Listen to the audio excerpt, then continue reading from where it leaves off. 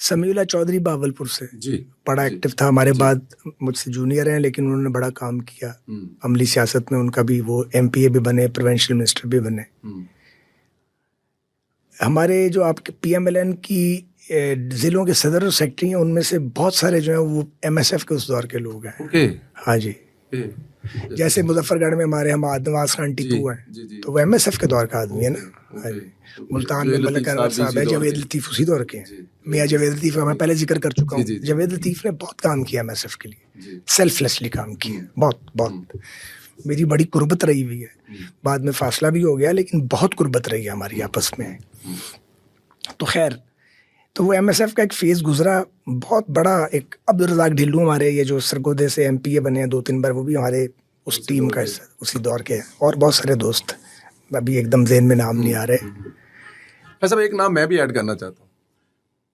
उस दौर में, जिस दौर में मैं भी आप उसी कॉलेज से पढ़ा हुआ हूँ, आपसे मैं तकरीबन आप 86 में अगर गए हैं तो मैं 91 में आया था, जब आबद चोरी शहीद हुआ है, उनका कत्ल हुआ। तो उसके बाद आतिफ आया। नहीं, मैं तो वहाँ से चला गया था 86 में। सॉरी, आपने 86 में मैंने MA कर लिया। मैं यूनिवर्सिटी लॉ कॉलेज चला गया था 84 में ग्रेजुएशन कर जी।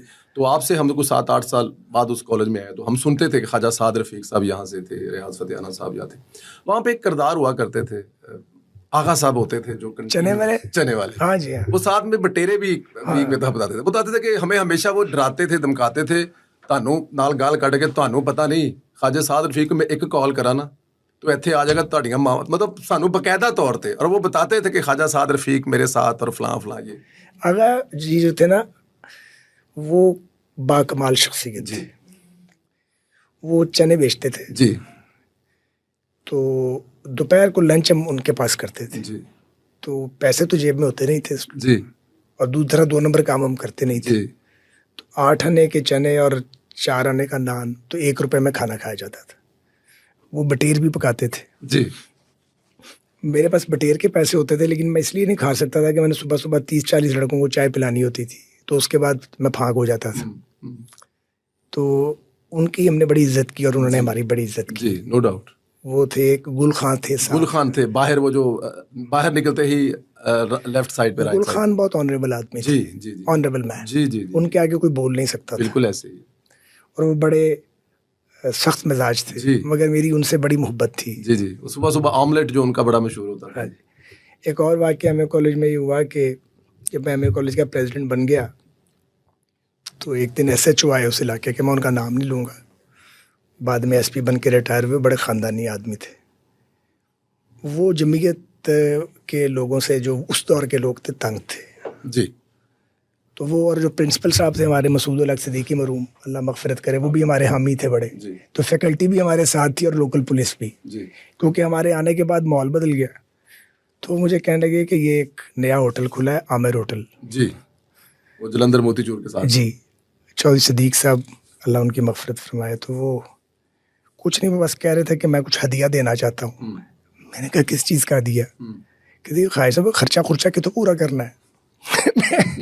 मैंने उनको कहा, राज साहब को, मैं कहा राज साहब ये आप क्या कह रहे हैं? उन्होंने कहा नहीं, ये खर्चा करना पड़ता है ना, ये तो कहाँ से लेके आओगे? मुझे अंदर से बड़ा अफसोस हुआ कि इन्होंने मुझे एस्टिमेट ठीक नहीं किया। तो मैं शाम को चला गया, मेरे पास होंडा 125 होता था, ठीक थे, अल्लाह ताला का शुक्र था। स्कूल वकूल हमारा चल गया हुआ था, हमारी इनकम ठीक थी, बहुत ठीक नहीं थी, लेकिन अल्लाह का शुक्र था। 10 रुपए का चाय का कप होता था आमिर होटल में उस वक्त। तो मैंने उन्हें कहा जी वो आपके मालिक हैं जो ऊपर हैं। मैंने कहा उनको बताओ यार मैं आया हूँ। खैर चॉइस से तशरीफ़ ले आए। चाय के मैंने 2 कप मंगा लिए, हमने पी चाय, इकट्ठे कप लगाई, कोई बात नहीं की। बिल मंगवाया तो उन्होंने कहा बिल। तब मैंने कहा चौधरी साहब ये होटल आपका है, मेरा नहीं है, मगर ये जिस सीट पे हम बैठे हैं ना, ये मैंने हायर की है, आधा घंटा बैठा हूँ, इसकी अदायगी करनी है। और मैंने उन्हें ये भी कहा, मैंने इसके बाद भी यहीं रहना है। वो बड़े समझदार आदमी थे, तो वो मैंने 20 रुपये को 2-4 रुपये टिप दी होगी, बिल दे के मैं आ गया। तो उसके बाद हमने कॉलेज में मुनादी करा दी कि अगर कोई आमिर होटल की तरफ गया ना तो उसकी खैर नहीं है। उसके बाद फिर कोई नहीं गया? नहीं, किसने जाना था। वो भी उस ख़ानदान से मेरे ताल्लुकात आज भी हैं। इसी तरह खान बाबा का तो आपने नाम जी सुना जी होगा। जी जी जी, खान बाबा मलक होटल। खान बाबा जो है वो उस वक्त जिंदा थे। तो ये, और वो बड़े तगड़े आदमी थे, मगर एमए कॉलेज के लड़के जो थे बहुत उनके तगड़े आगे थे। कितने तगड़े हो सकते थे। तो उनका एक अजीज था, वो हमारे पास पढ़ता था, वो बच्चा हमारा बरखुरदार था, वो अमेरिका में है शायद। अब खालिद भाई बैठते हैं खान बाबा पे, वो जो मालिक हैं जी। उनके बड़े बेटे। तो उनका पैगाम आया कि जी हमारा कुछ करें। मैं फिर गया वहाँ पे, उनसे मैं मिला जाके। तो उन्होंने कहा इन तो लड़कों ने हमारा जीना हराम कर दिया है। वो फिर आके दोबारा वहाँ पे हमने कॉलेज में अनाउंसमेंट कराई कि उधर कोई नहीं जाएगा। फिर कभी कोई नहीं गया। तो 40-40 साल के ताल्लुकात हैं वहाँ लोगों से, जितने भी उस दौर के बने हुए ताल्लुकात हैं। आज किसी भी को आज तंग भी नहीं किया, किसी शख्स को तंग नहीं किया। एक वक्त की रोटी खा ली है, वक्त गुजार लिया है, पूरी लड़ाई लड़ी है। लेकिन अल्हम्दुलिल्लाह कोई ये कह नहीं सकता आज इतने साल गुजरने के बाद भी कि किसी को सताया जाके। लड़के भी थे, असला भी था, लड़ते थे हम, सिर्फ जमीयत से लड़ते थे क्योंकि वो हमसे लड़ते थे, जी। और किसी के गले हम नहीं पड़ते थे। या एक काम करते थे, किसी बच्ची को छेड़ने की इजाज़त नहीं थी। वो मैंने वहाँ मार्शल लॉ लगाया हुआ था। जितना अरसा मैं रहा हूँ, 2-3 साल, मेरा इन्फ्लुएंस 4 साल रहा है, बाद में भी रहा है, लेकिन बाद में हालात और थे। तो उस एरिया के अंदर किसी की जरूरत नहीं थी कि किसी बस स्टॉप पे किसी बच्ची को छेड़ जाए, क्योंकि मैंने जाते साथ ही 1-2 तगड़े ऑपरेशन कर दिए थे। इस चीज़ से मुझे नफरत है जब कोई किसी खातून को तंग करता है या उसको हरास करता है। तो हमने बड़ा अच्छा वक्त गुजारा है। और एक और बात बताएं, एमए कॉलेज के बाहर कभी किसी फुटपाथ की एक ईंट नहीं हमने चलाई और ना तोड़ी। ना कभी हमने ट्रैफिक बंद की वहाँ पे, बेपना पॉलिटिक्स की। कभी क्लासेस का बायकॉट नहीं होने दिया। मैं जेल चला गया, मार्शल लॉ का दौर था, पीछे इंटरनल एग्जाम थे और कॉलेज पे मेरी भी पूरी गिरफ्त थी। तो मैंने प्रिंसिपल साहब को मैसेज भेजा, वो मिलने आए जेल। तो मैंने कहा सर आप मेहरबानी करके एग्ज़ाम पोस्टपोन ना करें। अपने लड़कों को बुलाया, उन्होंने कहा कि प्रिंसिपल साहब से और फैकल्टी से ताउन करें, एजुकेशनल लॉस नहीं होना चाहिए। और उसका फ़ायदा क्या हुआ, मैंने तो नीयत से किया। जी। मेरे प्रिंसिपल साहब उठे सीधे, उस वक्त साहब मार्शल लॉ एडमिनिस्ट्रेटर होते थे, शायद फैयाज गनी से ब्रिगेडियर वही थे शायद। वो उनके पास गए, उन्होंने सारा वाकया बताया। मुझे महीना हो गया हुआ था जेल में, अगले दिन उन्होंने मुझे छोड़ दिया। इतने पॉजिटिव इंसान को बंद किया हुआ। ये मार्शल लॉ दौर की बात कर बता रहा हूँ मैं आपको। कुछ साजिश तो थी कोई नहीं। तो ज़ियाउल हक के मार्शल लॉ में 3 बार जेल गया हूँ वैसे।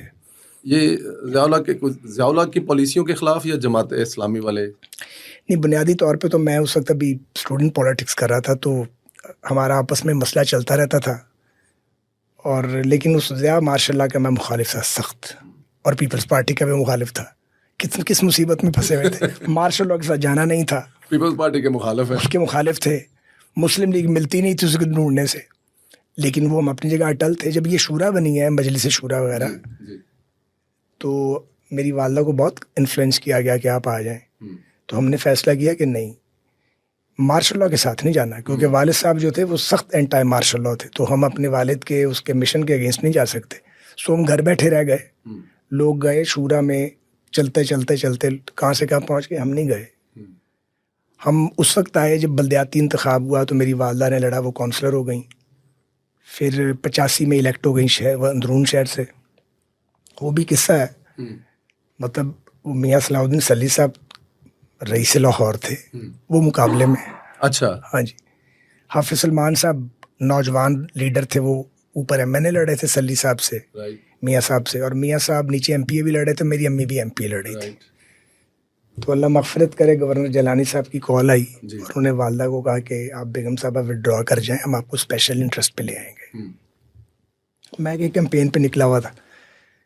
तो ये 85 है, तब तक ये स्टूडेंट पॉलिटिक्स का मेरा राउंड ऑलमोस्ट कंप्लीट हो चुका था। लोग भी थे, सपोर्ट भी थी, लेकिन ज़ाहिर दौलत तो नहीं थी इस तरह लगाने के लिए, लेकिन पॉलिटिकल पूरा एक नेटवर्किंग थी। तो वालदा ने कहा कि ये पेशकश हुई है, तो मैंने कहा कबूल कर लें आप। अच्छा, आसान काम हो गया। मैं क्या काम आसान हो गया, मैं क्या अम्मा जी कहाँ लड़ेंगे इलेक्शन, इतना खर्चा करना पड़ेगा, पैसे हैं नहीं। तो मेरी अम्मी ने कहा कि भाई तुमसे पैसे मांगता कौन है, लोग अपने घर से रोटी खा के आते हैं, चाय नहीं पीते हमारे पास आके, और हमारे लिए नारे लगाते हैं। मैंने कहा जी मान जाएं आप। तो मेरी वालदा ने मेरी बड़ी क्लास ली। अच्छा। बहुत। और क्लास लेने के बाद उन्होंने मुझे कहा कि बेटा अगर मैं बैठ गई इलेक्शन में तो लोग ये समझेंगे कि ख्वाजा रफ़ीक शहीद की फैमिली जो है ये स्टैंड नहीं लेती है, बैठ जाती है। जीती हुई एमपीशिप नहीं चाहिए जो स्पेशल सीट है, हारी हुई एमपी की सीट बेहतर है। मैं तो तुम्हारे लिए बुनियाद बना रही हूँ, ट्रेनिंग थी ना जी। तो हाँ जी, मैंने कहा जी ठीक है, लेकिन अल्लाह को कुछ और मंजूर था। तो हाफिज़ साहब का और मियाँ सलाउद्दीन साहब का जब इलेक्शन हुआ, आप सब जीत गए। तो मियाँ साहब ने, शरीफ आदमी थे, उन्होंने सूबाई असेंबली का इलेक्शन से विड्रॉ किया। तो आखिरी 2 रातों में हम जीत गए। तो सारी उनकी सपोर्ट भी हमारी तरफ ऑटोमेटिकली आ गई, तो हम जीत गए। फिर वो 85 में बड़े मियाँ साहब तशरीफ़ लाए हमारे शहर वाले घर, सीएम का इलेक्शन था, हमने उन्हें वोट भी दिया। फिर वालदा साहबा का जो एमपी का वोट, वो 85 में बड़े अच्छे ताल्लुकात थे। फिर बीच में कुछ लोग आ गए, वालदा ज़रा जलाली थी, बड़े मियाँ साहब तब अभी ज़रा बिल्कुल नए थे। वो फिर उनकी इक्वेशन नहीं बनी वालदा साहबा के साथ। हाँ, वो बनी ही नहीं फिर। तो अम्मी जो थी वो फिर उन्होंने फैसला किया कि वो चौधरी परवेज़ इलाही साहब के साथ खड़ी हो जाएं, जब पहला रिबेल हुआ है। मैं वालदा मोहतरमा को कहता रह गया ये ना करें। तो वो मेरी बात सुनती बहुत थी, लेकिन हर बात नहीं मानती थी। उन्होंने कहा नहीं, मैंने नहीं चलना इनके साथ। तो वो सियासी लोग हैं, मैंने उनको कहा भी, मैंने कहा माँ जी हमने लाहौर में रहना, आप किधर जा रही हैं? वो कहने लगी नहीं। सो हमारे चॉइस परवेज़ इलाही साहब की फैमिली से बड़े अच्छे ताल्लुकात थे और हैं, अभी भी हैं। शुजात साहब से भी हैं, परवेज़ साहब का भी मैं बड़ा रिगार्ड करता हूँ। तो वालदा साहब जो थी वो फिर परवेज़ इलाही साहब के साथ बागियों में शामिल हो गई। अच्छा, मैं ना हुआ। अच्छा, मैं तो एमएसएफ का सेक्रेटरी जनरल था और नवाज शरीफ साहब मेरे पंजाब के प्रेसिडेंट थे। तो तब मियाँ साहब इसको असेस नहीं कर सके। वो कुछ सोच ही नहीं सकता ना कि माँ और बेटा भी अलग हो सकते हैं। वाहीं साहब को इस बारीक फर्क का पता था। अच्छा, क्योंकि मैं तो रोज उनके पास होता था, वो जनरल सेक्रेटरी थे पार्टी के। तो मुझे वाहीं साहब ने 2-4 बार कहा प्यार से, हजरत जी वालदा नू समझाओ। मैंने कहा आप तुसी नहीं जान दे। मैं क्या, मैं किस तरह समझा सकना, वो तो मुझे, मैं क्या जूता पकड़ लेती हैं हाथ में। खैर वो वक्त गुजर गया। उस दौर में जी हर एमपीए को प्लॉट मिलते थे। लेकिन ये जो वालदा साहब उधर थी और आप हल्का फुल्का डेफिनेट आप इधर थे, तो ये फर्क नवाज शरीफ के दिल में था कि ये ख्वाजा साद रफीक आगे आ रही है बात। अच्छा, आगे अगर बात खराब कैसे हुई जी। तो वो ऐसा था कि ज़रा मैं मियाँ नवाज शरीफ साहब को मिला बहुत कम हुआ था, उनकी शख्सियत से भी आगाह नहीं था, सच्ची बात है। ज़िया-उल हक साहब के बारे में एक तलखी मेरे अंदर मौजूद थी। हालांकि ज़िया-उल हक साहब ने तो मेरे साथ डायरेक्टली कोई ज़्यादती नहीं की थी, लेकिन उन्होंने तो मेरी मुखालफिन की जमात का बोरा उल्टा दिया था। लेकिन मैं समझता था उस वक्त भी कि भुट्टो साहब की फांसी जुडिशल मर्डर है। फिर मैं चूँकि जेलों में जाता था तो पीपीपी के कारकुनों को जुल्म सहता देखता था, तो वो जो मेरी नफ़रत थी वो ख़त्म हो गई थी। बल्कि मैं दिल में उनको एडमायर करता था कि ये लड़ते हैं मार्शल लॉ के ख़िलाफ़। उस जमात को, जिस जमात के ज़िम्मे मेरे वालिद का खून है और था, वो आज की पीपल्स पार्टी तो वो नहीं है वो, लेकिन बहरहाल पीपीपी थी। लेकिन सच बोलना चाहिए ना। तो उनके कॉमरेड्स जो थे वो लंबी लंबी सज़ाएँ काट रहे थे, मारें खा रहे थे। पीएसएफ के लड़के मेरे दोस्त थे और मैं देखता था कि किस तरह उनसे ज़्यादती होती है। तो एक पॉलिटिकल वर्कर के तौर पे मेरी उनके लिए फिर नफ़रत की बजाय हमदर्दी पैदा हो चुकी थी। सच्ची बात यही है। तो खैर वो वालदा साहबा मैं सुना रहा था, तो वो वालदा साहबा का और बड़े मियाँ साहब का फिर 86 में इख्तिलाफ़ हो गया, जब परवेज़ इलाही साहब ने बगावत की। उसके नतीजे में फिर मुझे जेल जाना पड़ गया। हालांकि मैं वालदा साहबा की बगावत की हालांकि मैं उनको रोकता रह गया था, लेकिन वो फिर एक ऐसा वाकया हो गया बीच में जिसकी अब तफसील में जानना मुनासिब नहीं है, बहुत कम लोगों को याद होगा। वो इतनी बदमज़गी हो गई कि उसके बाद फिर मुझे जेल ही जाना था। वाहीं साहब से भी ताल्लुक़ वक्ती तौर पे ख़राब हुआ, मियाँ साहब से तो हो ही गया था ख़राब। तो मैं फिर कोई 7.5-8 माह जेल में रहा। अच्छा जी। सलमान साहब जो थे वो भाग गए, वो आज़ाद कश्मीर में सरदार कीजूम साहब के पास जाके उन्होंने पनाह ले ली। अच्छा, वो ये आपके साथ सियासत में साथ साथ सलमान भाई भाई मेरे साथ ही रहा सारी, वो मेरी वजह से ख़राब हुआ है। वो शरीफ आदमी है, सिर्फ मेरी वजह से ख़राब हुआ है। वो फिर वाक़यात ऐसे हो गए थे कि हाँ, फिर हुआ ये कि परवेज़ साहब जो थे उनको शुजात साहब ने कहा और ज़िया-उल हक साहब ने जब कहा तो वो सारे वापस आ गए। तो वालदा ना वापस आई। अच्छा। अब लड़ाई तो चौधरी साहबान की थी, वो हमारे ज़िम्मे पड़ गई। उसमें आप लोग एक अलग ही पार्टी बन गए। और ना हमारे वसाइल थे, ना हम लड़ सकते थे, लेकिन एक लड़ने वाले लोग तो थे ना डे वन से। जी। वो फिर फासला बहुत हुआ। हम्म, तो मैं फिर 86 में जेल गया तो 87 में बाहर आया। मगर वो जेल जो थी वो मेरे लिए बड़ी बेहतर साबित हुई। मैंने जेल में बैठ के एनालिसिस किया कि मैं किस चीज़ में कमज़ोर हूँ और मुझे अपनी कमज़ोरी दूर करनी कैसे चाहिए। क्योंकि आप जेल जब जाते हैं तो आप उसको नेगेटिव भी हो सकते हैं और पॉजिटिव भी उसको यूज़ कर सकते हैं। पॉजिटिव ये है कि आप सोल सर्चिंग करते हैं ना। तो गुजरांवाला में परवेज़ लाई साहब और नसरुल्लाह दरीशक साहब और अम्मी और सारे वो जो रिबेलियंस को मुझे मिलने आते थे वहाँ पे, कैंप जेल भी मिलने आए, बड़ी मेहरबानी है उनकी। बहरहाल 86 गुजरा, 87 गुजर गया, 87 में बाहर आ गया तो सरदार अब्दुल कयूम खान साहब ने हमारी सुलह करवा दी। अच्छा, मियाँ साहब के साथ? हाँ जी। मियाँ नवाज शरीफ साहब के पास में गया, मुझे अतीक साहब लेके गए। मैं जाना नहीं चाह रहा था क्योंकि अभी तो मैं जेल से आया था एक दिन पहले। तो मुझे सरदार कयूम साहब ने कहा कि बच्चू कहते थे, बच्चू तुमने कल जाना है मियाँ नवाज शरीफ साहब से मिलने। मैंने कहा मैंने कोई नहीं जाना, मैं तो जेल काट के आया हूँ। तो उन्होंने कहा नहीं तुमने जाना है। मैंने कहा नहीं मैंने नहीं जाना। तो मैंने सोचा कि मैं वालदा साहबा का नाम लेता हूँ, कि वो नहीं जाने दे रही? नहीं कि उनसे पूछता हूँ। अच्छा। अम्मी ने कहाँ जाने देना है। सो मैंने सरदार साहब को कहा अल्लाह उनकी मग़फ़िरत करे कि मुझे वालदा से इजाज़त लेनी है। उन्होंने कहा हाँ ले लो। मैं घर आया, मैंने कहा जी वो मुजाहिद अव्वल ये कह रहे हैं। तो मैंने कहा ठीक कह रहे हैं। मैंने कहा आप क्या कह रहे हैं? उन्होंने कहा बेटा पीपल्स पार्टी में पॉलिटिक्स नहीं करनी, मियाँ साहब से हमारा कौन सा झगड़ा है, ठीक है मेरी उनसे नहीं बनी तो वो फेज गुजर गया है। जिनकी लड़ाई थी वो सुलह कर गए हुए हैं, तो तुमने किस बात पे लड़ना है। तो मुझे बात समझ आ गई। खैर हम अगले दिन चले गए, बड़े मियाँ साहब से मुलाकात हुई। वो पहले तो ज़रा ज़्यादा खुशगवार मुलाकात नहीं थी, लेकिन उसका एंड बड़ा अच्छा हुआ। अच्छा। फिर ये हुआ कि ये 87 है जी। फिर 2.5-3 साल बस ऐसे ही गुजर गए। जी। ज़ाहिर है जब आपसे किसी का इख्तलाफ हुआ, फासला हो जाता है। जी। तो हम मुस्लिम लीग में ही थे, आप इसी पार्टी में थे, लेकिन बैक बेंचर थे। तो मुझे मालूम था कि ये बैक बेंचर मैंने ज़्यादा अरसा रहना नहीं है, मैं आराम से बैठा रहा पीछे। फिर शहबाज साहब बने मुस्लिम लीग लाहौर के सदर। तो मैं उस सिटी मुस्लिम लीग एक जोनल मुस्लिम लीग का जनरल सेक्रेटरी था। शहबाज साहब ने कोशिश की कि मैं इलेक्शन हार जाऊं। इतनी मोहब्बत? आज नहीं, कोई बात नहीं। लेकिन मैं जीत गया। अच्छा। शहबाज साहब बड़े हैरान हुए कि मेरी कोशिश के बावजूद ये कैसे जीत गया। एक किरदार है हाजी मकसूद भट्ट साहब, अल्लाह मग़फ़िरत करे, वो इसमें मरकज़ी किरदार थे। बाद में हमारा उनसे बड़ा अच्छा ताल्लुक़ रहा। तो वो बार ऐसा हुआ कि 90 में फिर शहबाज साहब ने नेशनल असम्बली के लिए एक हल्का तलाश कर रहे थे, क्योंकि बड़े मियाँ साहब का तो ग्वालमंडी वाला हल्का था।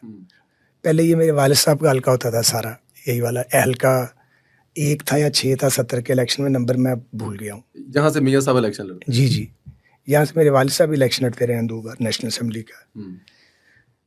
वो फिर शहबाज साहब ने मुझे फ़ोन किया कि मैंने घर आना है। मैंने कहा जी ठीक है। मैंने अम्मी को कहा, अच्छा शहबाज साहब से अम्मी की बनती थी। अच्छा। शहबाज साहब माशाल्लाह इस मामले में ज़्यादा स्मार्ट है। तो शहबाज साहब आए और उन्होंने कहा कि भाई बात यह है कि मैंने इलेक्शन लड़ना है, वो तो मियाँ साहब का हल्का है। और बदर साहब वहाँ पे मुकाबला था। बदर साहब सियासी जिन थे, बहुत बड़े पाकिस्तान पीपल्स पार्टी का नाम, वो बड़ा नाम थे और बड़े कमाल के इंसान साहब के बेटे, बेनज़ीर के भाई।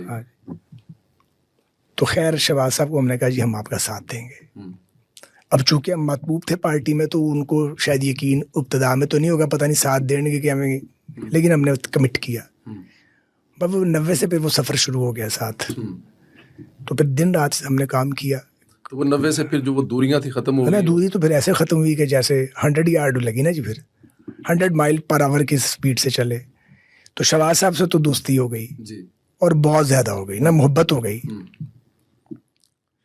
मुझे अच्छी तरह याद है मैं बल्दियाती इलेक्शन भी एक हारा था। अच्छा जी।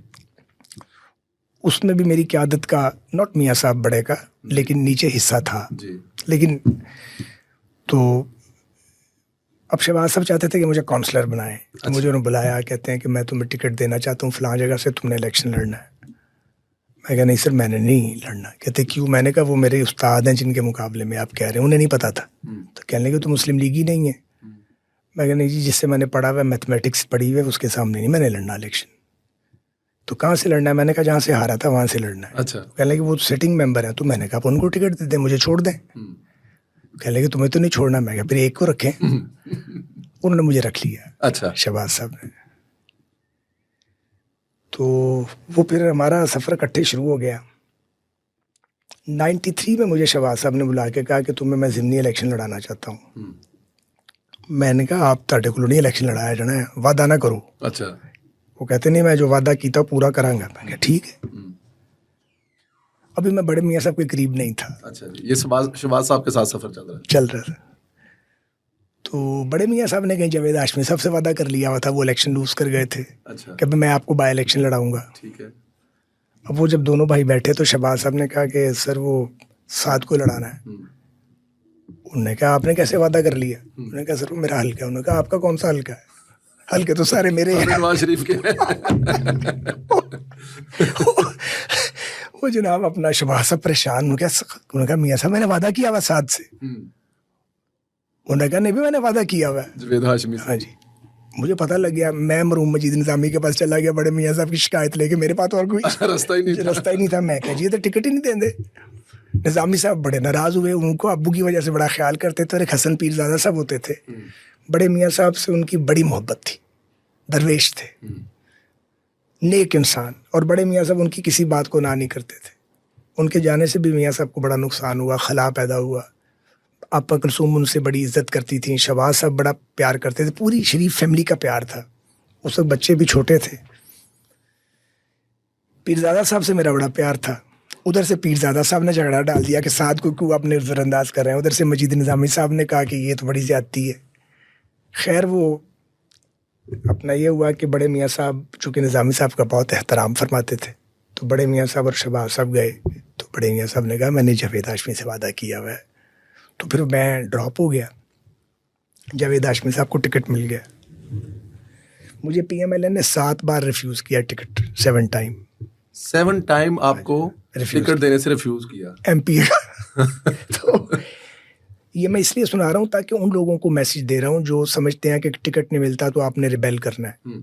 मैंने संदेला साहब रिबेल नहीं किया। मियाँ साहिबान ने जिसको टिकट दिया मैंने कंधों पे बिठा के उसका इलेक्शन लड़ा। दामे दरमे सुखने जगह ऐसी नहीं बनती।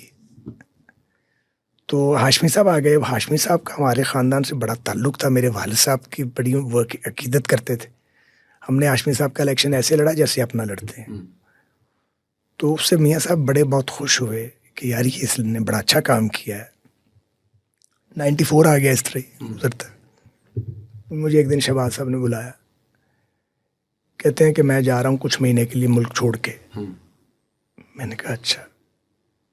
अब ये वो बड़ी सीक्रेट बात थी जो मुझे कह रहे थे, किसी को पता ही नहीं था। तो कहने मैं तुम पे भरोसा करता हूँ। मैंने कहा जी क्या करना है मुझे? कहते हैं कुछ नहीं करना, बस मियाँ नवाज शरीफ के साथ खड़े रहना। मैं कहा जी खड़े कितने रहना, उन्होंने तो मुलाकात ही नहीं की। पसंद ही नहीं करते। कहते हैं तुम्हारी गलत फहमी है। अच्छा मैंने कहा ठीक है, गलत फहमी हो सकती है। फिर शहबाज साहब मुझे लेके गए बड़े मियाँ साहब के पास एक दिन। वो भी ऐसा हुआ कि बड़े मियाँ साहब से ना कश्मीर हाउस में बैठा हुआ था, तो वहाँ मियाँ साहब तशरीफ़ ले आए सैफुर रहमान साहब के साथ। सरदार कयूम साहब को मिलने आए थे। वो मेरा तो वो घर था, तो इत्तफाकन मैं बैठा हुआ था और घर पे कोई नहीं था। अब मियाँ साहब मेरे लीडर थे लेकिन दिल हमारे नहीं जुड़े हुए थे। तो पता लगा मियाँ साहब आए हैं। मैं बाहर गया, जल्दी जल्दी उनको अंदर लाया, चाय पूछी। नॉर्मली मियाँ साहब को चाय इतने नॉट फॉन्ड ऑफ टी, लेकिन उस दिन ना मियाँ साहब कुछ मिजाज पे बोझ था। उनके साथ कुछ धोखा हुआ था प्रेसिडेंशियल इलेक्शन में। तो मियाँ साहब बैठ गए, सैफ साहब बैठ गए, तो कोई भी नहीं था। तो बातें शुरू हो गई। चाय पी मियाँ साहब ने। मेरी अम्मी भी थी लेकिन वो थी रेस्ट हाउस में, वो नहीं आई वहाँ पे। तो मैंने मियाँ साहब को कहा कि सर आप की बड़ी मकबूलियत है, आप सिर्फ अपनी पार्टी ऑर्गेनाइज कर लें और अगर आपकी मकबूलियत इकट्ठी कर ली गई तो यही लाइन ऑफ डिफेंस है। पौना आध घंटा बैठे तो मुझे उठने से पहले फरमाया मियाँ साहब ने कि तुसी काम करोगे। मैंने दिल में सोचा है वही कह रहे हैं। इतनी ये बड़ी तो बात। मुझे पसंद ही नहीं करते। मैं तो यही समझ रहा था। जी जी। मैं क्या जी, मैं आप मुझे कहेंगे तो मैं क्यों नहीं करूँगा, मैं आपकी जमात का एक कारकुन हूँ। फिर तुसी परसों इन्ने बजे आ जाना। मैंने कहा अच्छा जी ठीक है। मियाँ सब तशरीफ़ ले गए। मैं अम्मी के पास चला गया। मैंने वालदा को कहा, वो बड़े मियाँ सब तशरीफ़ लाए थे, ये कह रहे थे। तो मैंने कहा आगे, मैंने कहा उन्हें कहाँ याद रहना है। उन्होंने कहा ईजी ना लेना, अगर नवाज शरीफ ने कहा है, अगर मियाँ नवाज शरीफ ने कहा ना तो ही मीन बिजनेस। मैंने कहा अच्छा जी। मैं लाहौर गया तो शहबाज साहब का फ़ोन, उन दिनों मेरी ज़रा शहबाज साहब से कुट्टी हुई थी। अच्छा। कई बार कुट्टी हुई है ना, तो महीनों से बात नहीं हुई थी। तो शहबाज साहब ने कहा कि वो ताड़ी मुलाकात हुई है बड़े मियाँ साहब। मैं क्या, हाँ जी। फिर की प्रोग्राम है। मैं क्या जी, मैं नहीं आना है। उन्होंने कहा इस तरह की अड़ी मेरे साथ कर लिया करो, उनके साथ नहीं करनी। मैंने कहा क्या मतलब है। कहते हैं वो बहुत सीरियस हैं, तुमने वहां जाना है। मैंने कहा जी ठीक है। खैर मैं चला गया, शहबाज साहब भी आ गए। जब शहबाज साहब ने बात करना शुरू की तो मुझे अंदाजा हुआ शहबाज साहब तो बहुत मेहरबान है मेरे ऊपर। उन्होंने बहुत ज्यादा मेरे हक में बात की बड़े मियाँ साहब के सामने। वो 4 घंटे हम उस दिन बैठे, पार्टी के ऊपर बात की। अगले दिन फिर बड़े मियाँ साहब ने बुला लिया। वो दिन गया और आज का दिन आ गया, पता ही नहीं लगा। कोई आप समझें कि 6 और 30 साल इसी में गुजर गए हैं, तो हम उनके गिर्द घूम रहे हैं। वो काम कहते हैं हम करते हैं, तजावीज़ भी बना के देते हैं। उसमें फिर कई अप्स एंड डाउन्स आए हैं, उसमें मुश्किल मरहले भी आए हैं। लेकिन वो फिर जो नवाज शरीफ साहब को जान लेता है, उनके साथ जुड़ जाता है, वो फिर हिल नहीं सकता ना, आपको पता है। वो तो एक ऐसा जमजमा है मोहब्बत का नवाज शरीफ, कि वो फिर जकड़ लेते हैं इंसान को। उनकी मोहब्बत ही इतनी है।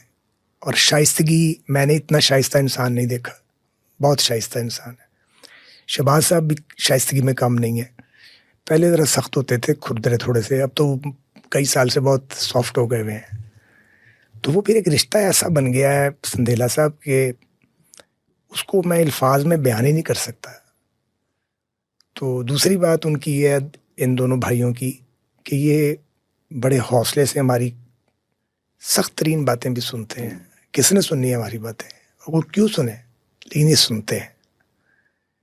फैसला ज़ाहिर है तो लीडर खुद करता है, और गौर से सुनते हैं और हमें बर्दाश्त करते हैं, हमारी गलतियों से भी दरगुजर करते हैं। तो इसलिए अगर कभी वो कमी बेशी कर दें तो फिर हमें भी दरगुजर करना चाहिए ना। ये तो टू वे ट्रैफिक है। तो ये एक फिर रिलेशन इस तरह हमारा मियाँ साहब से बन गया। उसमें फिर कई तहरीकें चली हैं, कई मसले आए हैं, जेलें भी आई हैं, फिजिकल टॉर्चर भी आए हैं, ये उंगली भी कटी है इसी रास्ते में। लेकिन ये रिग्रेट कभी नहीं रहा, क्योंकि हम तो एक मकसद के लिए घर से निकले थे। वो मकसद इक़्तिदार नहीं था। कम अज़ कम जनरल मुशर्रफ के साथ जब लड़ाई हो रही थी मार्शल लॉ से, तो कोई रिग्रेट नहीं था। मुशर्रफ दौर का कोई वाक़या ज़ाहिर है आपने मुकाबला किया, लेकिन एक मैं चीज़ कोट कर दूं, अगर मुझे पता है टाइम हो रहा है, क्योंकि हमने इसको टू भी कंटिन्यू करना, लेकिन जब को अगला मेरा टूर होगा मुझे पता है। एक कभी क्लिप हमने शेयर भी किया, देखा भी कि मियाँ साहब आपसे जितना प्यार करते हैं, शायद अलहमरा था, वहाँ पर उन्होंने मियाँ साहब ने कहा कि ये साद है, ये मुझे बड़ा प्यारा भी है, लेकिन मुझसे खफा भी रहता है, कभी कभी नाराज़ भी हो जाता है। तो मियाँ साहब के साथ भी कभी मतलब हो जाता था कोई ऐसी कोई बात, नाराज़गी, या कि मियाँ साहब के अल्फाज थे, मैंने इसलिए कोट किए।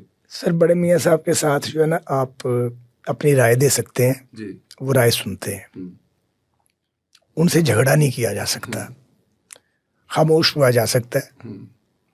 और अगर कोई नाराज़गी हो तो उसके लिए बेहतरीन तरीका ये है कि खामोशी से घर चले जाएं। शहबाज साहब से झगड़ा किया जा सकता है, शहबाज साहब से बहस करें तो वो आर्गूमेंट करते हैं। तो शहबाज साहब से जो रिलेशनशिप है वो उसकी टर्म्स डिफरेंट है, बड़े मियाँ साहब से रिलेशनशिप की टर्म्स डिफरेंट है। तो इश्यूज पे डिफरेंस ऑफ ओपिनियन होता रहा है। तो लेकिन इसका ये मतलब थोड़े है कि कोई मियाँ नवाज शरीफ साहब के साथ मिसबिहेव करेगा तो हम टॉलरेट नहीं कर सकते उसको। सच्ची बात है। ये आपने कल एक ट्वीट भी की थी काफ़ी सख्त किस्म, जो आपके मजाज के खिलाफ है, आप ऐसे करते नहीं। मैं नहीं करता, लेकिन ये नहीं हो सकता कि मियाँ नवाज शरीफ को आप अब्यूज़ करें और हम उसको आगे से रिस्पॉन्ड ना करें, तो हम उसको जवाब ज़रूर देंगे।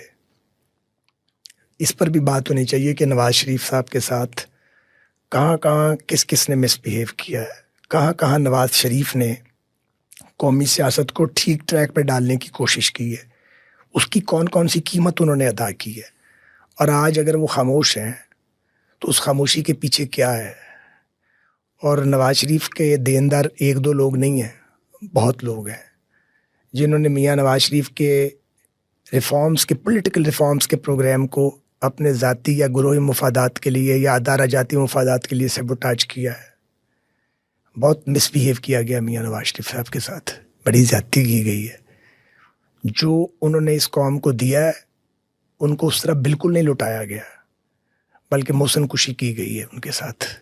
उसके वो बहुत हसास आदमी हैं, वो अपने जज्बात का इजहार नहीं करते, अपने अंदर चीज़ रखते हैं, उससे उनके इजहार है उनकी सेहत पे भी असरात पड़ते हैं डेफिनेटली। तो जहाँ तक मेरा उनका ताल्लुक़ है, एक वक्त आया था जब नवाज शरीफ साहब 2005 में शायद, उस वक्त उनको सब ने मेरे बारे में घेर लिया था।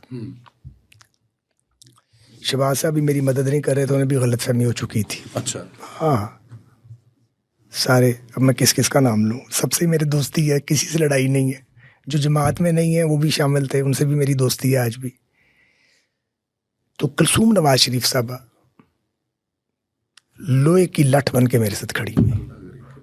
आमीन। उन्होंने मियाँ साहब को कहा कि ये आपको कह रहे हैं कि साद को निकाल दें, वो जनरल मुशर्रफ के ख़िलाफ़ लड़ रहा है, ये आपको मिसगाइड करते हैं और डिसइंफॉर्मेशन करते हैं। और दूसरा आदमी जो खड़ा था पूरी तरह, वो परवेज़ रशीद, खुद जला वतन थे। वो लंदन से फ़ोन किया उन्होंने जद्दा मियाँ साहब को कि आपको मशवरा दिया जा रहा है उसको निकालने का, तो आप निकाल दें, आप निकाल दें। उसने निकलना नहीं है। अच्छा, आप निकालेंगे भी तो नहीं निकलना। हालांकि मेरा परवेज़ भाई से कोई राब्ता नहीं था, बाकी सब मेरे खून के दरपैते जितने ओल्ड गार्ड से, नाम ही ना लें बस, को पर जलते हैं। तो वो मुझे तकरीबन निकाल ही दिया गया, सस्पेंड हो गया, सारा सिलसिला हो गया। जब मियाँ साहब ने मुझे निकाला, मैं जनरल सेक्रेटरी था पंजाब का, और एमएनए भी था, और फ्रंट लाइन वॉरियर था जनरल मुशर्रफ के खिलाफ।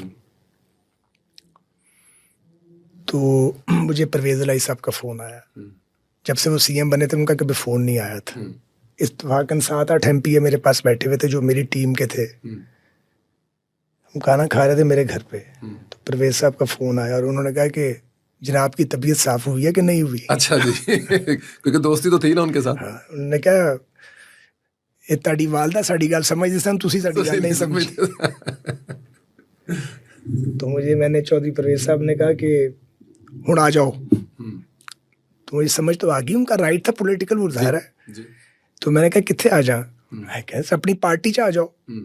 तो मैंने परवेज़ साहब को कहा कि चौधरी साहब अब बुजुर्ग हैं, बड़े हैं, मेरी जगह तो मेरी पार्टी जहाँ मैं मौजूद हूँ वहाँ कम हो गई है। तो मैंने कहा जिस पार्टी में आप बुला रहे हैं वहाँ तो पूछ के सियासत करनी पड़ती है, वो मैंने करनी नहीं है। तो इसलिए मैंने कहा ये आपकी दावत का शुक्रिया, लेकिन मैं ये कबूल नहीं करूँगा, क्योंकि अगले दिन मैंने उनके खिलाफ प्रेस कॉन्फ्रेंस रखी हुई थी। अब मामला ये हुआ कि कुछ अरसे के लिए जमात के लोगों ने जो है वो मुझ पर पाबंदी लगा दी कि मैं मुस्लिम लीग नून का नाम भी साथ यूज़ नहीं कर सकता। अंदाज़ा लगाएं आप। ये भी पाबंदी लगी कि मुस्लिम लीग नून का नाम इस्तेमाल नहीं कर सकते। कुछ लोगों ने सरदार जुल्फ़िकार खोसा साहब से भी लड़वा दिया। वो लोग भी अब हमारे साथ ही हैं, कुछ कैबिनेट में भी हैं, पर सारे मेरे दोस्त हैं, हम एक दूसरे को माफ़ कर चुके हैं, इसलिए कोई किसी के साथ कोई गरज नहीं। मेरा खोसा साहब से भी बड़ा ताल्लुक़ है, अभी भी मैं सलाम करना चाहता हूँ उनको। चौधरी निसार साहब से मेरा ताल्लुक़ है और रहेगा, जावेद हाशमी साहब से भी है। अब ये मुस्लिम लीग में तो नहीं है लोग, लेकिन ताल्लुक़ नहीं ख़त्म करना चाहिए अपना। तो खैर वो जब पार्टी से निकाल दिया गया तो यहाँ लाहौर में एक जुलूस निकला, नबी पाक सरकार के तौहीन आमेज़ खाके बने थे उसके एहतजाज पे। तो ज़ईम कादरी और मैम इकट्ठे होते थे, तो मैंने कहा ज़ईम चलते हैं यार, उन्होंने कहा चलें। पार्टी कॉल तो थी नहीं, लेकिन हमारा ईमान की बात थी, वो हम चले गए। उस जुलूस में जो शुरका थे उन्होंने, मुशर्रफ साहब का दौर था, आग लगानी शुरू कर दी। अब हमारे पास वर्कर्स नहीं थे, हम तो 2 आदमी गए थे, 15-20 वर्कर में देख के आ गए थे। वो हमने 10-5 जगह पे कोशिश की, कहीं पुलिस को बचाया, कहीं आग बुझवाने की कोशिश की, लेकिन वो तो हज़ारों लोग थे, वो सारा मलबा हम पे डाल दिया गया। आप और ज़ैन कादरी साहब। हाँ जी, हम दोनों अरेस्ट हो गए। अब पार्टी ने मुझे निकाला हुआ है और मैं जेल में हूँ और जिन्होंने निकाला हुआ वो बाहर हैं सारे। और वो कह रहे हैं कि सही की तासी। खुदा का निज़ाम है, हर चीज़ में हिकमत है। राइट। तो उस पे मेरे जो साथी थे या जो मुझे सपोर्ट कर रहे थे, उन्होंने बड़े मियाँ साहब को कहा कि वो तो जेल काट रहा है, जो मिला हुआ वो जेल काट रहा है, और जो नहीं मिले वो सारे बाहर हैं। अच्छा, तो जेल भी तो आगे चली गई। हाँ, और जब मियाँ साहब ने मुझे वो सस्पेंड किया तो मैंने अगले दिन स्टेटमेंट दी कि जो नवाज शरीफ साहब हैं वो कायद है, अगर उनके अच्छे फैसले कबूल हैं तो कड़वा फैसला भी कबूल है। वो टिकर चले ना तो बड़े मियाँ साहब को दिखाए गए टिकर, बड़े खुश हुए मियाँ साहब। उन्होंने कहा मुझे पता था यही कहेगा, मुझे इस पे यकीन था, ये डिच नहीं कर सकता। और इसने उन सारे लोगों को बातिल साबित कर दिया जो कहते थे कि मियाँ साहब ये तड़े नाल ही नहीं हैगा। तो था ही कुछ नहीं, लड़ाई थी सारी, यहाँ पे सारा वक्त की लड़ाई थी ना जी। तो बहरहाल वो सारे फिर वक्त गुजर गए और हम जेल से फिर बाहर आए। फिर कोई 4.5-5 महीने की जेल थी वो भी परवेज इलाही साहब नाराज थे मुझसे। उन्हें गुस्सा बहुत था ना कि ये बात ही नहीं सुनता, तो वो फिर उन्होंने मुझ पे एक मोटरसाइकिल जलाने का केस डलवा दिया। तो चौधरी साहब चले गए उम्रे पे। अच्छा जी। पिछो सलमान ने बंदा काबू कर लेता जड़ा मुदई सी। अच्छा जी। उन्होंने किसी गल का पता ही नहीं सी, उन्हें 164 का बयान देता। अच्छा जी। जो तो चौधरी साहब उम्रे तो वापस आए थे, मेरी बेल हो गई सी। और तो बड़े नाराज हुए कि बेल की भी हो गई है, लेकिन मैं बेल आउट हो गया था। उसमें शुजात साहब जो थे वो पॉजिटिव थे उस वक्त भी पॉजिटिव, और सैयद मुशाहिद हुसैन भी पॉजिटिव थे। ये गवर्नमेंट के अंदर कह रहे थे कि आपने गलत बंद किया हुआ है। देखिए, जिसने किसी ने बात की हो उसका जरूर जिक्र करना चाहिए। मुशर्रफ दौर में हमें बहुत सख्ती काटी है, हमें फिजिकल टॉर्चर किया गया मॉडल टाउन थाने में, बहुत मारा जी। एक साहब होते थे, मैं उनका नाम ज़रूर लेना चाहता हूँ ताकि उनकी फैमिली को पता हो कि वो कितने घटिया आदमी थे। उनका नाम था मेजर जनरल नदीम एजाज। ये वही साहब हैं जिन्होंने अकबर बुगटी को कत्ल कराने में और मुशर्रफ से लड़ाने में अपना रोल प्ले किया। लाल मस्जिद के जो घिनौना काम हुआ उसका भी ये शख्स जिम्मेदार है। मुझे नहीं पता दुनिया में अब है या आता या नहीं है, ये सैडिस्ट है, था या है मुझे नहीं पता। और ये ऐसे अफसरान कलंक का टीका होते हैं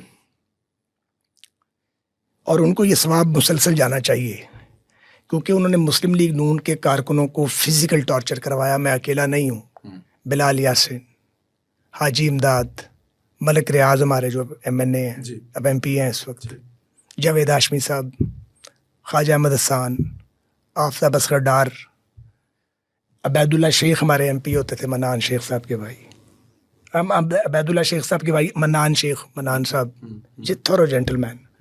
मैं ये फिजिकल टॉर्चर करवाते थे। हमें मॉडल टाउन थाने में इन्होंने हाथ पांव बांध के मरवाया था।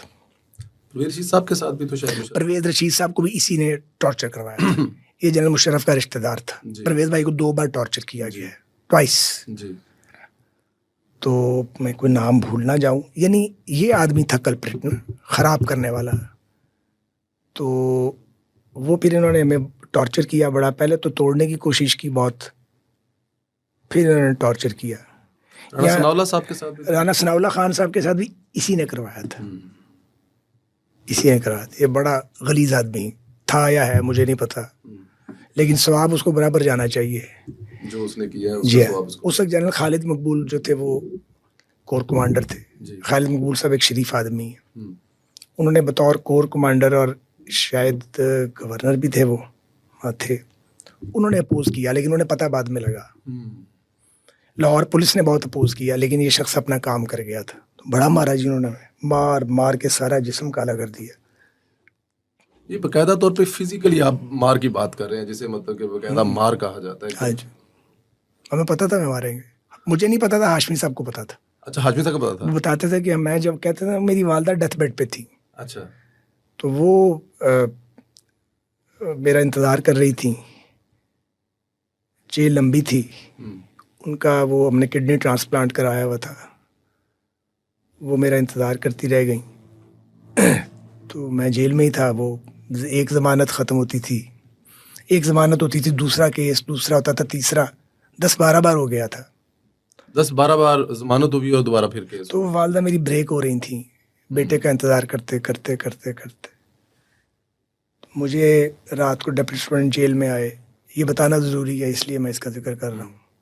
उन्होंने कहा गवर्नमेंट ने फैसला किया है कि आप पैरोल पे चले जाएं रात के 10:30 बजे। मैंने कहा क्यों? उन्होंने कहा आपकी वालदा जो है वो बीमार है। तो मैं जब वालदा के बारे में सलमान से चेक कराता था बाहर से तो कहता था ठीक है, वो गलत बताता नहीं था। हाँ जी। तमीना आपा कहती थी, तमीना दौलताना साहबा, वो भी जद्दोजहद का एक बहुत बड़ा कैरेक्टर है उस दौर में। वो कहती थी कि she is on death bed. Salman के नहीं, तमीना आपा को नहीं पता, मैं सारा वक्त पास होता हूँ। तमीना आपा ठीक कह रही थी, सलमान गलत कह रहा था। खैर उसने मुझे कहा तो मैंने उसे कहा कि उसने कहा आप अभी जा सकते हैं। मैंने कहा मैं नहीं जा सकता। इसका तरीका क्या पैरोल का? उसने कहा वो लिख के एप्लीकेशन देनी पड़ती है। तो मैंने कहा मैंने तो नहीं रिक्वेस्ट करनी। वो चला गया। वो मेरी ज़िंदगी की जेलों में सबसे सख्त रात थी। मुझे अंदाज़ा हो गया था कि इतना काम सीरियस है कि गवर्नमेंट मुझे छोड़ने पे आ गई है, मुझे लिख के नहीं देना मैंने।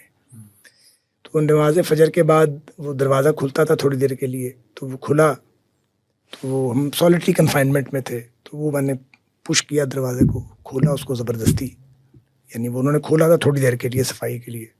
मैं निकल गया बाहर, तो मैं हाशमी साहब दूसरे एंड पे थे कोट लखपत जेल के, तो मैं उनके पास गया क्योंकि सीनियर मोस्ट वही थे।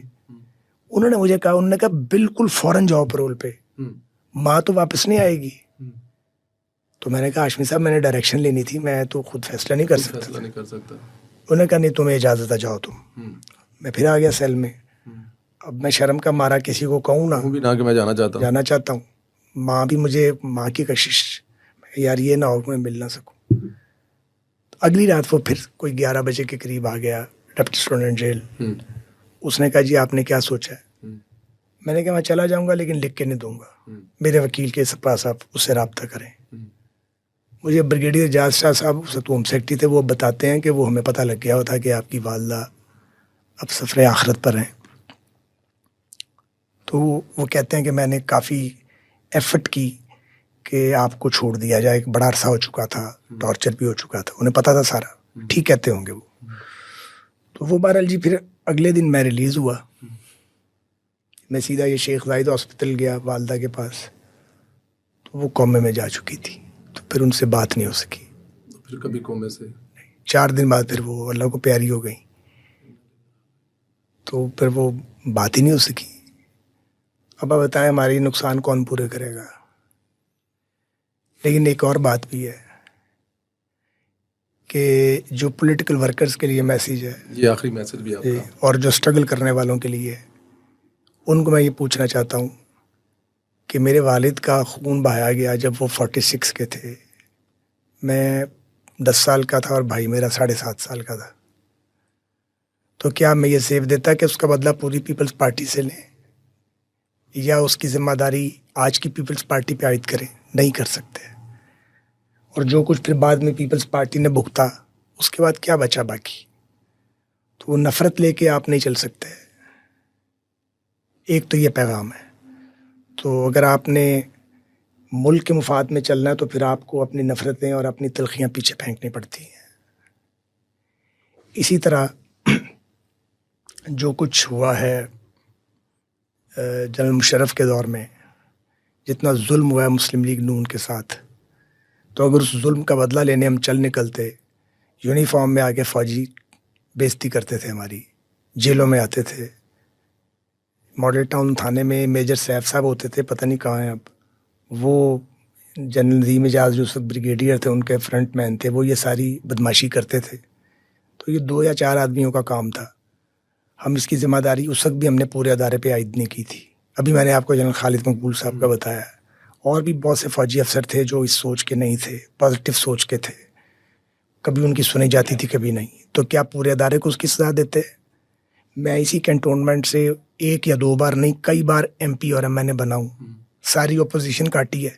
हमें तो कभी ख्याल नहीं आया कि हमने कोर कमांडर हाउस या कैंटोनमेंट का जो हसास इलाका है वहाँ से एहतजाज करते हुए भी गुजरना ही, क्योंकि फ़ौज की अपनी हुर्मत है।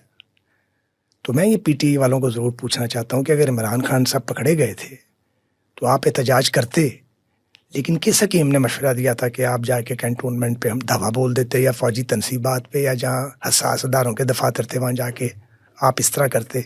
आपने अपने आप को भी मुसीबत में डाला, आपने फ़ौज को भी आजमाइश में डाला, और सियासत को भी आपने पल्यूट किया, और एक अजीब, वो पंजाबी के अंदर कड़मास पैदा हो गया है।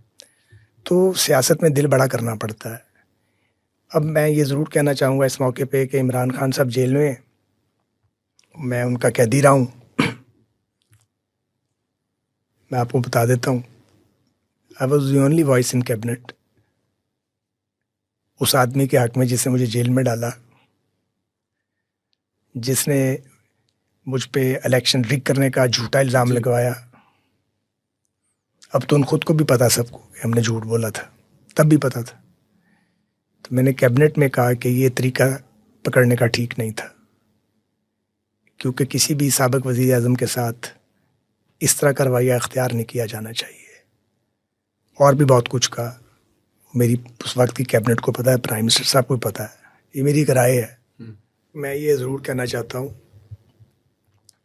कि पीटीआई एक दौरे इब्तला से गुजर रही है, और वो ये मुतालबा करते हैं कि उनके हकूक़ पामाल किए जा रहे हैं, और वो ये कहते हैं कि उनका मैंडेट जो है वो उनको नहीं लेने दिया गया।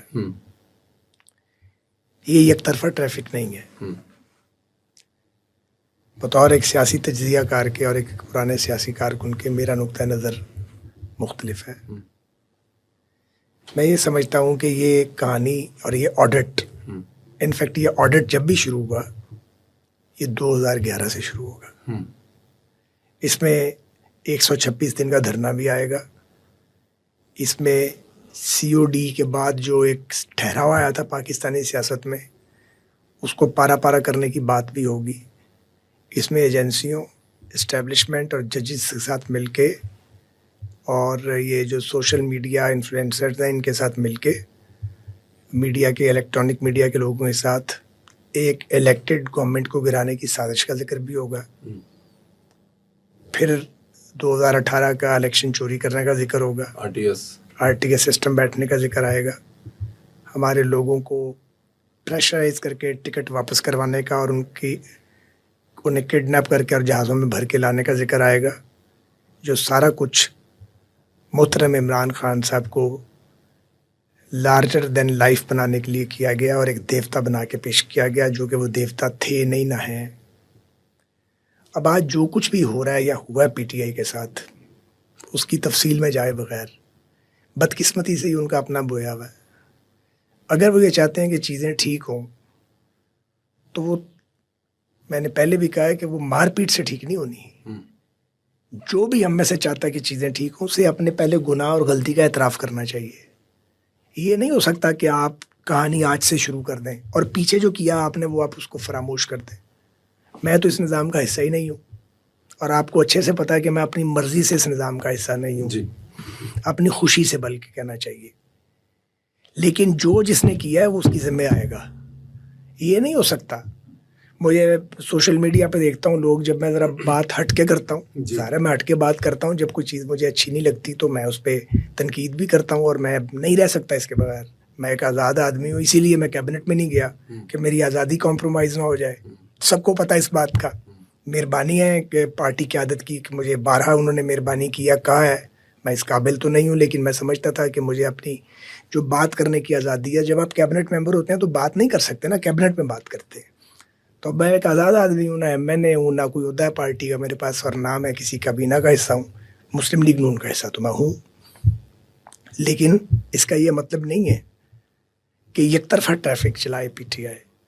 मुझे भी अफसोस होता है बाज़ औक़ात, और बहुत होता है बाज़ औक़ात, और बाज़ औक़ात मैं कोई ऐसी स्टेटमेंट भी देता हूँ कि अपनों से गालियाँ खा रहा हूँ सोशल मीडिया पे। मुझे शौक़ नहीं है गालियाँ खाने का, लेकिन जिसे दुरुस्त समझता हूँ उसे कहता हूँ। लेकिन अगर आपने 2024 के इलेक्शन का जिक्र करना है और आप उसका ऑडिट चाहते हैं, तो ये 18 से 24 पे आएगा। जो आपने बोया था वो आपने काटा है, ना बोते कभी भी ना काटते। और मैं एक और बात आपसे कहना चाहता हूँ, 4.25 साल तो वो स्नैच किए गए हैं नवाज शरीफ से। 18 का इलेक्शन जबरन धांधली से हरा के, जो नवाज शरीफ के 4.25 साल थे, सिर्फ 3:45 नहीं है ये, खेल पहले शुरू हो गया था जी।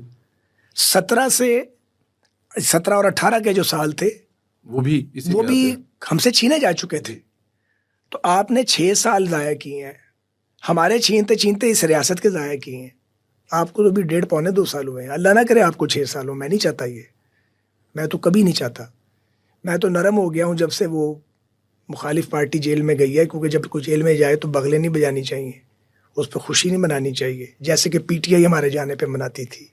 पहले ही बता देती थी अब कौन जेल जा रहा है, हम किसकी फाइल देख कर आए हैं, अब किसकी फाइल देख के, अब किसकी बारी आ गई है। तो ये अल्लाह करे ये रुक जाए निज़ाम सारा इस मुल्क में, लेकिन ये कब रुकेगा? ये इस तरह नहीं रुकेगा जैसे रोकने की कोशिश की जा रही है। ये रोज़ डी चौक में यकीन करें धरना देने से नहीं रुकेगा। अगर धरना देने से रुक सकता हो तो आप दे लें धरना, आप ख़राब करेंगे चीज़ों को। तो तमाम पॉलिटिकल पार्टीज़ को सोल सर्चिंग करनी है, पीटीआई को भी करनी है, पीएमएलएन को भी करनी है। हमने भी अपना देखना कहाँ कहाँ हमारे वीक पॉइंट्स हैं, हमारे भी वीक पॉइंट्स हैं, उनको कैसे फिल करना है। और अल्टीमेटली पाकिस्तान में सियासतदानों ने बैठ के एक नया मिसाक जमहूरियत करना है। अगर तो वो स्टेज नहीं आई तो ये जूतियों में दाल बटती रहेगी यहाँ पे, कभी किसी की बारी कभी किसी की बारी। लेकिन अगर हम सीख जाएं, अगर समझ लें कि रियासत चलाने का तरीका क्या है और फ्रेमवर्क के अंदर रह के कैसे खेलना है, तो पाकिस्तान की बेहतरी हो जाएगी। तो मुझे आखिर में ये ज़रूर कहना ज़ोर दे के एक बार फिर कि झगड़ा जो है उसमें से रास्ता नहीं बनेगा, ना हुकूमत के लिए रास्ता बनेगा, ना एस्टेब्लिशमेंट के लिए बनेगा, ना अपोजिशन के लिए बनेगा। ये सिर्फ हम एक दूसरे का वक्त ज़ाया करेंगे और एनर्जी पाकिस्तान की ज़ाया कर देंगे। सो हमें अपनी अपनी इस्लाह खुद करनी है, सोल सर्चिंग भी खुद करनी है, और इसके लिए कोई रास्ता बनना चाहिए। जब तक ये रास्ता नहीं बनेगा हम पाकिस्तान को बैरूनी ख़तरात से नहीं बचा सकते और उन साजिशों से नहीं बचा सकते जो पाकिस्तान को खाकम बदहन डिसइंटीग्रेट करने के लिए की जा रही हैं। ये सिर्फ मैंने कहना था। बहुत बहुत शुक्रिया। साहब मैं आपका शुक्रिया एक्सेप्ट हो गया। अब मुझे अब मेरे 2 मिनट दे दें, क्योंकि आपने इतनी बड़ी बात की है। ये जो आपने 2 साल कहा है कि पीटीआई ने ज़ाया किया है, 2013 से अगर 3-3.5 साल, क्योंकि आप बड़े अहम वजीर थे उस वक्त मियाँ साहब के साथ, अगर ये सब कुछ ना होता और उसी तरह सिलसिला चलता, इलेक्शन आते और जो मुंतब होता जिसको अवाम वोट देते, तो आज पाकिस्तान कहाँ होता? बहुत बड़े बड़े दावे किए जाते हैं। मुझे पता है आप वही कहेंगे जो होना होगा या जहाँ आज पाकिस्तान होता अगर मियाँ साहब मोदी की तरह तीसरा टर्म आज ले रहे होते तो। आप यकीन करें हमारी किस्मत बदल जाती।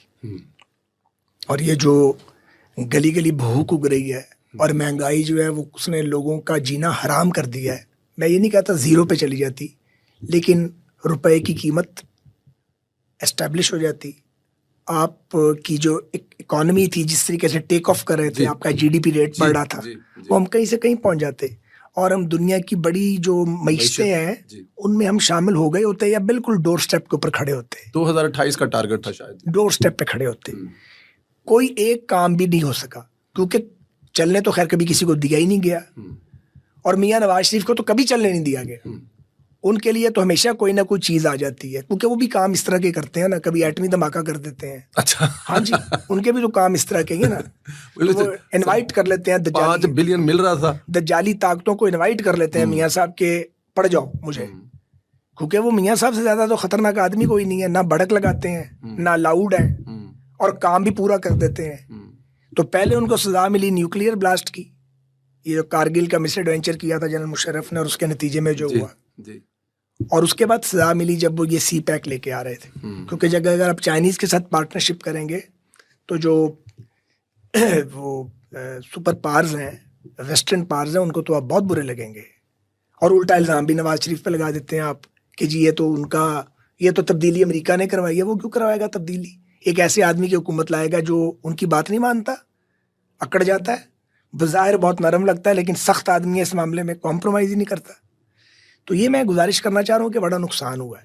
तो ये पॉलिटिकल कल्चर पाकिस्तान में बड़ा उसको नुकसान हुआ है।